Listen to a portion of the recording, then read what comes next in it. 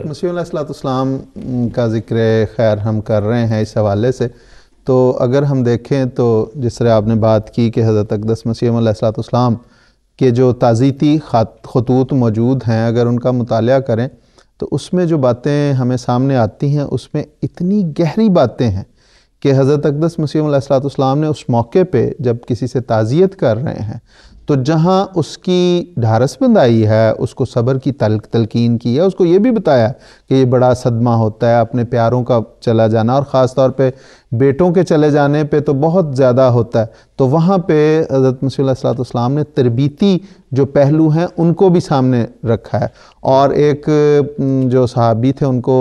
حضور نے یہ خاص طور پہ، ان کے غالباً ایک ہی بیٹے تھے تو فوت ہوئے، تو حضور نے فرمایا کہ مجھے یہ سمجھ نہیں لگتی، سارا انہیں تسلی دینے کے بعد، کہ لوگ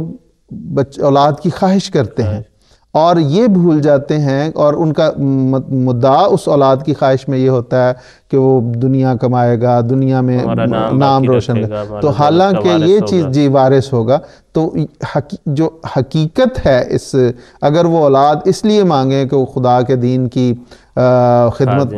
خادم ہو اور اس کا نام روشن کرنے والی ہو، اس کا نام بلند کرنے والی ہو، تو یہ ہے حقیقی چیز جو، تو اس قسم کی چھوٹی چھوٹی باتوں پہ حضرت اقدس مسیح علیہ السلام نے بہت توجہ دلائی ہے، اور اصل بات یہی سامنے رکھی ہے کہ یہ دنیا جو ہے اس کی بے ثباتی کا، صبر کی تلقین اور تربیتی امور کے اللہ تعالیٰ کی ذات جو ہے وہ اصل ذات ہے، اسی سے لو لگاؤ، اسی کی طرف توجہ ہونی چاہیے۔ تو اتنی گہری باتیں حضرت مسیح علیہ السلام نے اس تعزیتی خطوط میں بھی بیان فرمائی ہیں۔ میں یہ عرض کرنا چاہوں گا کہ حضرت مسیح موعود علیہ السلام نے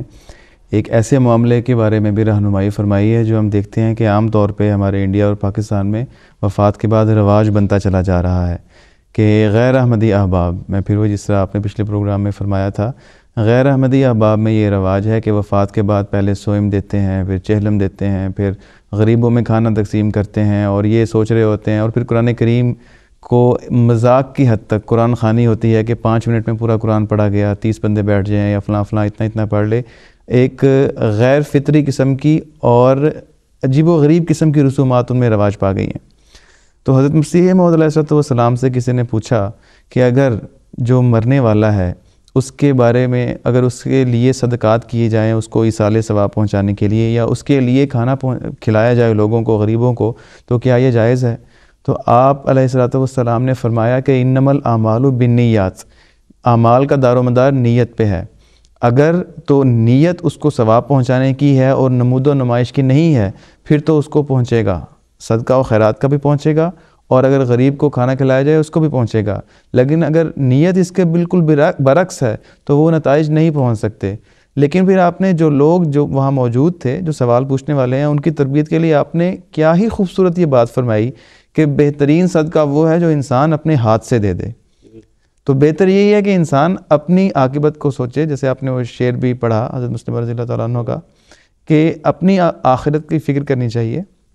اور اس کے لیے خود صدقہ و خیرات اور جو بھی انسان کو اللہ تعالیٰ کی راہ میں خرچ کرنا ہے وہ خود کرے۔ بعد میں ایسی اولاد چھوڑ جانا، ایسے عزیز و اقارب چھوڑ جانا تو ویسے ہی ایک صدقہ جاریہ ہے جو کہ نیکیوں پہ قائم رہے اور قیامت تک اس کے بندے کی جاری کردہ نیکیوں کو چلاتے چلے جائیں۔ جی بالکل بالکل، جزاکم اللہ آپ صاحب۔